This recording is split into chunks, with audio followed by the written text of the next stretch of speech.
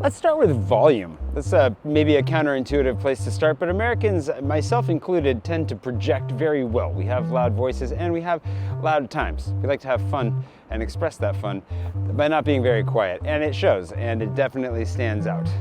Bonjour.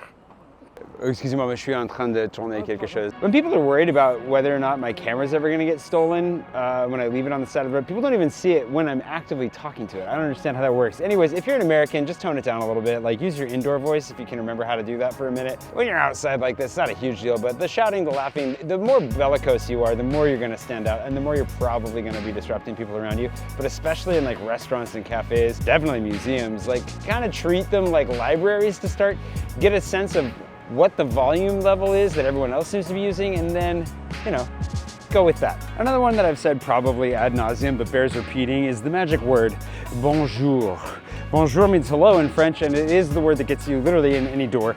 When you walk into a bakery, a shop, anywhere, when you encounter a French person who is working, make sure that you say bonjour to them, even if you don't know any other French words, because it just shows respect. The way that the French see it is you're walking into their home, and they don't really owe you anything until you've gone through the proper dance and ritual, and bonjour basically gets you right in there pretty quickly. If you don't know any other French words, I understand you're probably traveling a lot, you can't learn the whole language just before your vacation, but the one other thing that I would really strongly recommend that you learn how to say, just to be polite, would be parlez-vous anglais. Parlez-vous anglais means do you speak French, and it means it in a formal sense. Do you speak French? It means do you speak English?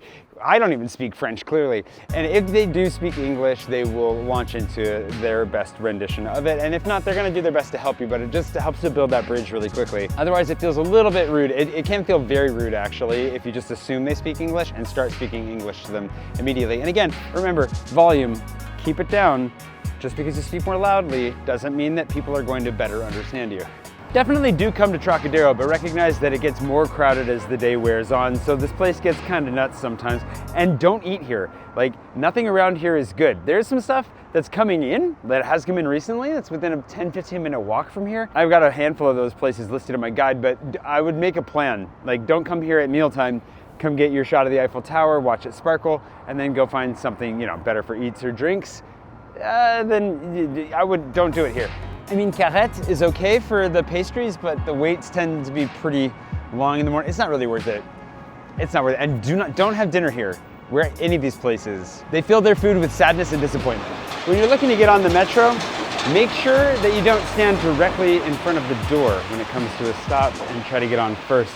Whoever's on and wanting to get off has the right of way. So you're gonna wanna stand off to the side and allow them to get off. And then, once everybody's gotten off the train, you can get on.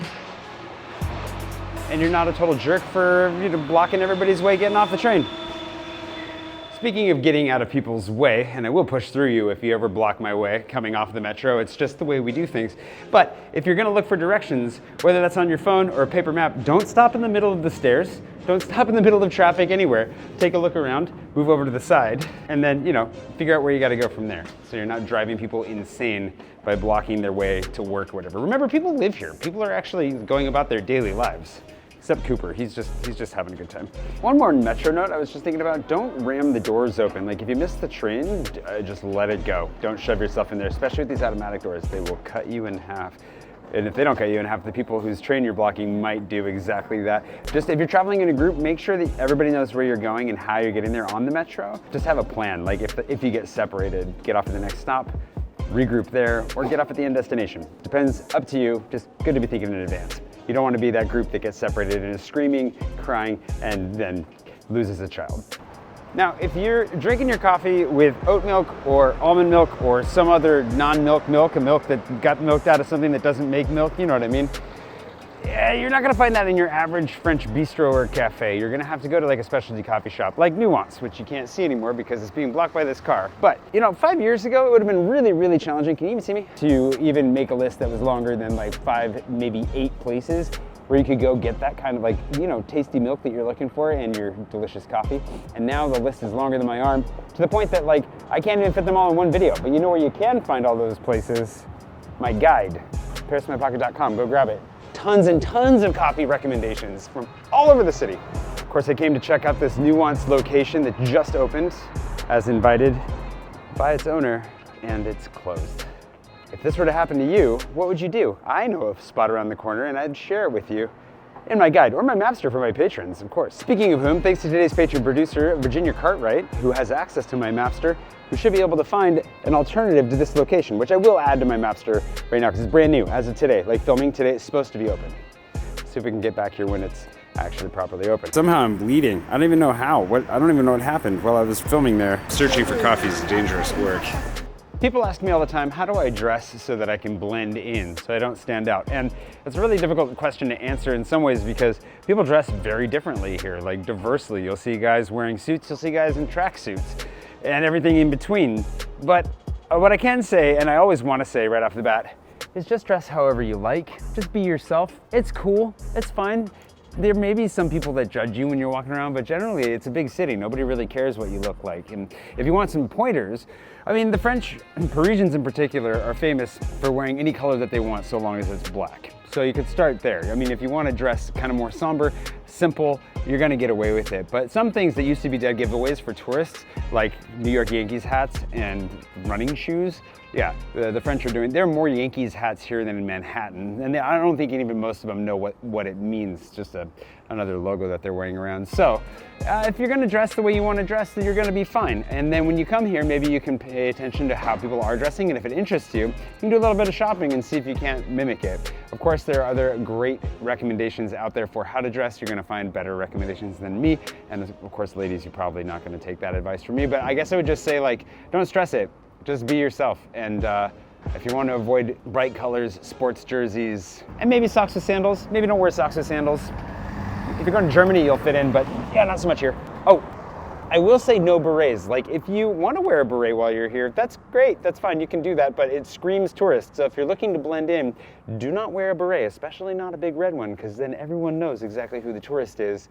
But otherwise, yeah, if you want to get a beret and get a photo with a baguette and, I don't know, a tiny little French dog, then you know, do it. Do whatever you want. The cell phone thing in general is actually kind of a big element. Like, if you're on your phone all the time, if you're distracted, you're more likely to just run into people to cause problems, or you're a better target for pickpockets as well. Generally, a lot of this comes down to politesse, right? Like, if you can just keep your eyes up, look around, be aware, be polite, you're gonna go a long ways. Like, it doesn't take much to differentiate you from that tourist, really. You just wanna be mindful and aware of your surroundings and recognize that, hey, you're in a foreign country, you're a guest, just act like a guest, and you'll be treated well the whole way through.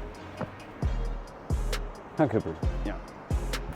If you're an American, specifically, do refrain from talking about World War II like you personally won it. It's pretty cringe when you hear Americans launch into the, well, we saved you guys back then, or meeting a German being like, well, we walloped you, didn't we? No, you didn't. You weren't born. There's a really, really low likelihood that anyone watching this video was alive during World War II, let alone fought in it. You didn't win it. It's probably going to be the least popular thing that I say in this entire video. Definitely dive into the World War history. Definitely dive into whatever history interests you. Just don't talk about it like you were there. I've done it. We've all fallen into that trap. Just don't be that guy. Told you I get my coffee. It's not even branded. You can't even tell where I got it. The secrets of Paris. Not the secrets of Paris most people are thinking about. Anyways, they also were kind enough to give me a little finger condom to stop the bleeding. I don't know how that happened. This brings us to food, not the finger condom part, the coffee part, and expectations for food. I just think a lot of this video, the whole idea behind this really is to try and help people set different or good, better, maybe expectations before coming here to Paris, because a lot of bad trips happen when people's expectations don't align with reality, which is unfortunate and something that I would like to help prevent, or like to help alleviate to some degree. And on the food side, there are a lot of interesting comments and complaints that I hear about food, and I understand. So just to give you an idea, like, portion sizes here generally going to be smaller. You might be aware of that, but you also usually can't customize your food very much, if at all. Depending on what kind of restaurant you go to, especially if it's like a traditional French restaurant, they're not going to take your, like, can I have this without onions, very well, if at all. That's changing a little bit.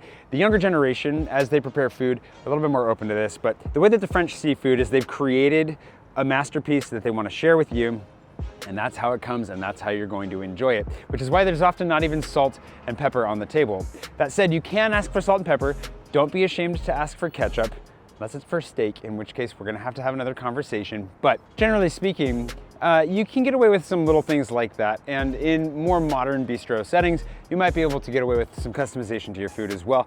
I just wouldn't expect it to be quite the norm. You're not gonna be able to fully customize whatever it is you're eating. We could probably do an entire video just around food, ordering, what to expect and all of that. But that's one thing in particular that I thought I'd bring up, because personally, I always want a little bit more salt.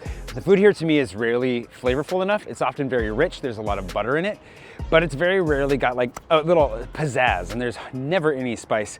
It's very, very rare. The French don't handle spice well. So just be aware that it's gonna be made for a different palate than yours, especially if it's like a regional or ethnic food you're used to tasting one particular way where you're from. It's gonna taste it very well may taste very different here.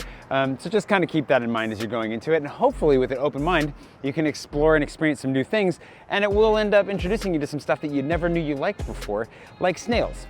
Nobody actually likes the snails, it's the garlic butter. The garlic butter is the winning part of that. I hope that's been helpful. I actually just thought of one more thing. If you're American especially, you might recognize that you like crave a little bit more sugar when you're here than usual. It's because there's not sugar in everything, and there are no free refills when it comes to your soda pop. So take advantage of that and just eat a bunch of pastries, because you're probably nullifying it with all the walking you'll be doing and the lack of sugar in your bread. How about that? If you did find this video helpful, please be sure to subscribe, like the video, and leave a comment. What is a way that you've seen people be that tourist that you hope nobody is ever that tourist again? Maybe if there are some good ones in there, we can bundle this up into another video again in the future to help people be a little bit more, alert and aware. There's a lot actually we could get into there. I don't want to take responsibility for that, for humanity as a whole. But if you enjoyed the video, thank you so much for watching. And thanks, of course, to all my patrons whose lovely names you're seeing scrolling on the side of the screen here. And again, I hope you have a wonderful time in Paris. And if you want to know where I got that coffee, just grab my guide. I mean, I did so much good coffee in my guide. So much good coffee in my guide. But nothing to do with puppy dogs.